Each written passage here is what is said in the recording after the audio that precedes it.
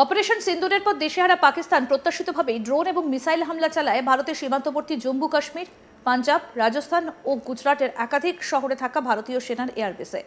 কিন্তু ভারতের হাতে থাকা রাশিয়ার তৈরি এয়ার ডিফেন্স সিস্টেম S-400 সুদর্শন চক্রের মতো সমস্ত হামলা আটকে দেয়। সেই থেকেই বেশ চর্চায় ভারতের এই এয়ার ডিফেন্স সিস্টেম। পাকিস্তান সীমান্তে যেভাবে এয়ার ডিফেন্স সিস্টেম লাগানো রয়েছে, একই কায়দায় বাংলাদেশ সীমান্তে যাতে এয়ার ডিফেন্স সিস্টেম লাগানো হয়, কেন্দ্রীয় সরকারের কাছে এই দাবি জানাতে চলেছেন মালদা উত্তরের বিজেপি সাংসদ খগেন মুর্মু। পাকিস্তানের বিরুদ্ধে ভারতীয় সেনাবাহিনীর পরাক্রম ও বিজয়, তাদের শ্রদ্ধা এবং সম্বর্ধনা জানাতে পুরাতন মালদার ভারত বাংলাদেশ সীমান্তেও মুচিয়া বর্ডার আউটপোস্টে যান সাংসদ।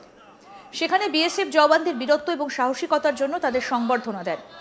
বর্তমান বাংলাদেশ পাকিস্তানের গোয়েন্দা সংস্থা ISI এর আড়ালে বেড়ে উঠেছে JMB এবং আনসারুল বাংলার মতো জঙ্গি সংগঠন।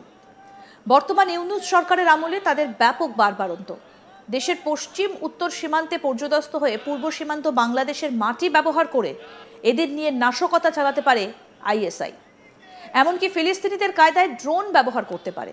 আর সেই কারণেই সাংসদ খগেন মুর্মুর দাবি, বাংলাদেশ সীমান্ত যাতে এয়ার ডিফেন্স সিস্টেম লাগানো হয়। সংসদের সাথে ছিলেন পুরাতন মালদার বিজেপি বিধায়ক গোপাল চন্দ্র সাহা এবং স্থানীয় বাসিন্দারা। উত্তর মালদার সাংসদ খগেন মুর্মু বলেন, মালদা জেলায় প্রায় 18 কিলোমিটার কাঁটাতারহীন এলাকা রয়েছে। জমির কারণে এখানে কাঁটাতারের বেড়া দেওয়া হচ্ছে না। দেশের সমস্ত সেন্সিটিভ এলাকাগুলোতে এয়ার ডিফেন্স সিস্টেম চালু হয়েছে। আমি প্রধানমন্ত্রী নরেন্দ্র মোদী, স্বরাষ্ট্রমন্ত্রী অমিত শাহ এবং প্রতিরক্ষামন্ত্রী রাজনাথ সিং এর কাছে আবেদন জানাবো যে আমাদের মালদা হলো একটা সেন্সিটিভ এলাকা, এখানেও যদি এয়ার ডিফেন্স সিস্টেম লাগানো যায় তার আবেদন করব। কাশ্মীরে যেমন করা হয়েছে সেই সিস্টেমটা চালু হলে আমাদের এখানে লাভ হবে অনেকটাই। পাশেই রয়েছে বাংলাদেশ সীমান্ত, তারা অতি সহজে এখানে আক্রমণ করতে পারে, সেটাও প্রতিহত করা সম্ভব হবে। বিজেপি সাংসদ খগেন মুর্মুর কি বক্তব্য শুনব। পাকিস্তানি যে সমস্ত ওখান থেকে যে যত রকমের আক্রমণ করেছেন সব প্রতিহত করেছেন এরা। সেই জন্য আমরা এই বর্ডার সিকিউরিটি ফোর্সকে আজকে আমরা সবার সম্বর্ধনা জানালাম। তাদের সাথে আমরা মত বিনিময় করলাম এবং আজকে আমরা এখানে এই বর্ডারে যেখানে দাঁড়িয়ে আছি, আমাদের এই মালদাতে এখানে আমাদের প্রায় এখানে 18 কিলোমিটারের মতো জায়গা, যেটা এখনও পর্যন্ত ফেন্সিং দেওয়া সম্ভব হয়নি আমাদের জমির কারণে। এখানে জমি দেওয়া হচ্ছে না। আর যেভাবে আমরা দেখছি যে সেন্সিটিভ এরিয়াগুলোতে সেখানে হচ্ছে যে এয়ার ডিফেন্স যে সিস্টেম যেটা চালু হয়েছে, আমি এখানে আমাদের মাননীয় প্রধানমন্ত্রী নরেন্দ্র মোদীজি এবং আমাদের যে এখানকার হচ্ছে যে স্বরাষ্ট্রমন্ত্রী এবং রক্ষামন্ত্রী, তাদের কাছেও আমি এখানে আবেদন জানাবো যে আমাদের মালদা যেটা হচ্ছে সেন্সিটিভ এলাকা, এখানেও যদি এয়ার ডিফেন্স সিস্টেম যদি এখানে লাগানো যায়, এই এয়ার ডিফেন্স সিস্টেম যেভাবে হচ্ছে আমাদের কাশ্মীরের ওই সমস্ত যে সেন্সিটিভ এলাকাগুলোতে আছে, তাহলে আমরা সেই সিস্টেমটা এখানে লাগু হলে অনেকটাই এই যেটা বাংলাদেশ, আমাদের একদম বাংলাদেশ বর্ডার, যে কোনো মুহূর্তে এখানে তারা সহজেই এখানে আমাদেরকে আক্রমণ করতে পারে এখানকার মানুষকে। আমাদের প্রতিনিধি মিল্টন পাল কি প্রতিবেদন তুলে ধরেছেন শুনবো এবার। বীর যোদ্ধাদের সম্মান জানাতে এদিন মালদার মুচিয়া সীমান্তে যান উত্তর মালদার সাংসদ খগেন মুর্মু।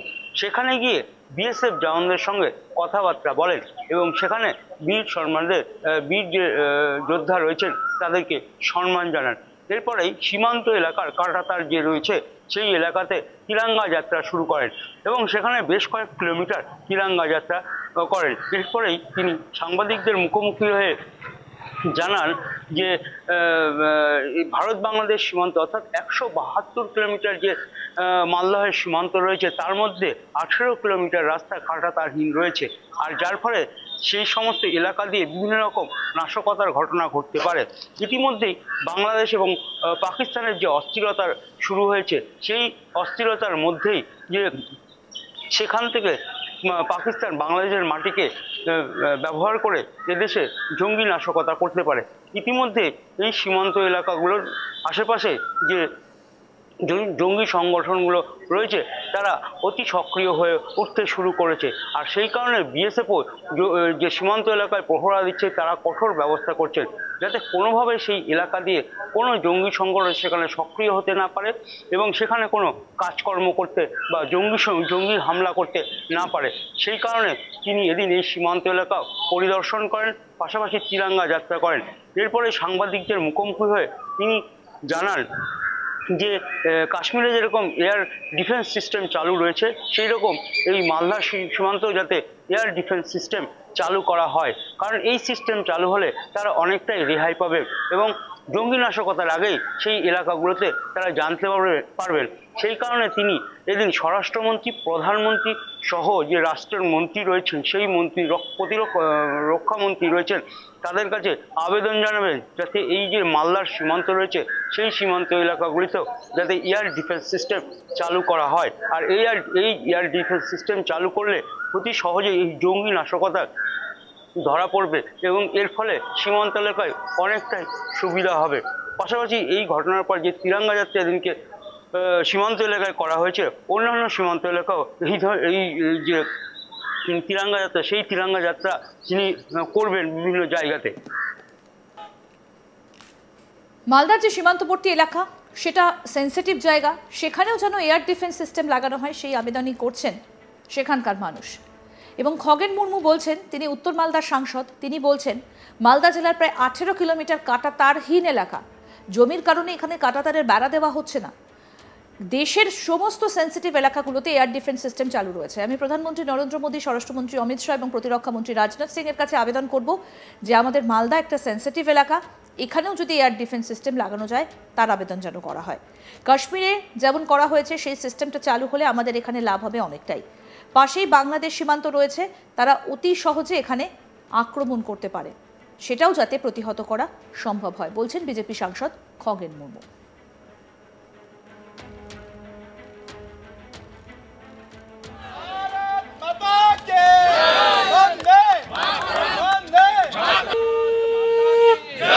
পাকিস্তানি সমস্ত যে ওখান থেকে যে যত রকমের আক্রমণ করেছেন সব প্রতিহত করেছেন এরা।